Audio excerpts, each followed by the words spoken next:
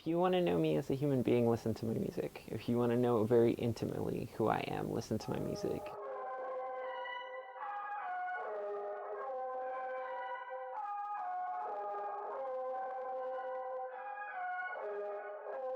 Murph from the base of his brainstem. This table is weak, little sparks shoot fire. This is strained thoughts, tired, crooked pictures in the distance. There is no lasting, no peace locked inside the filthy toy box of endlessness dream. I breathe upon.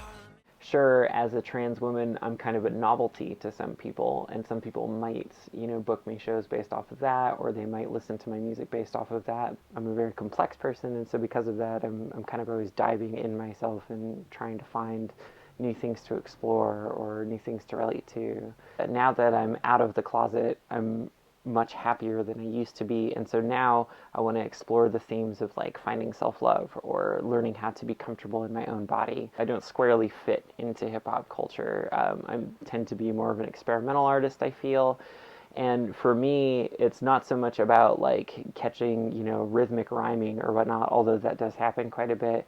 It's really more about, telling the story. I'm telling you about my pain. I'm telling you about things that have happened to me that I for years couldn't even talk about with anyone.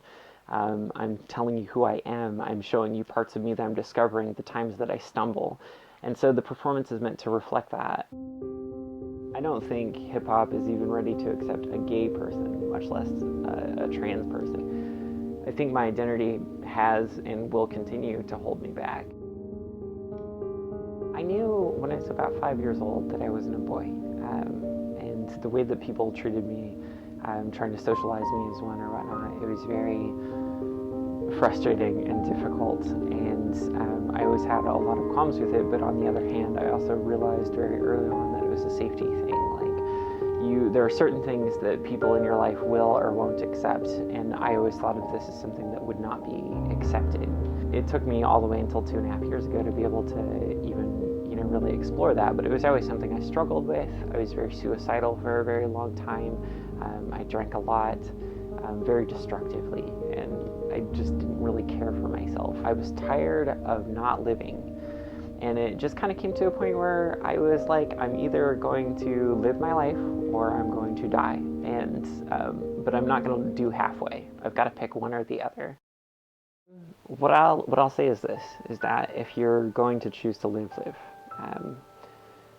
Nobody can say for certain what this experience is all about.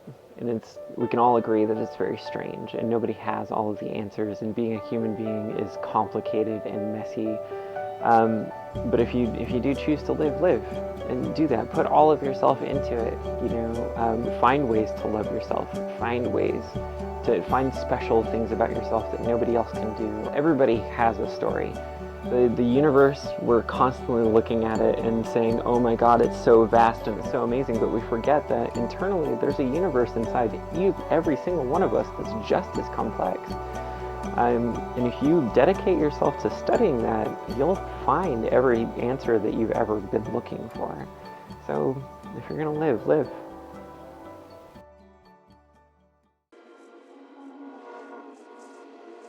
People in the street, they were running away from me, from losing his mind.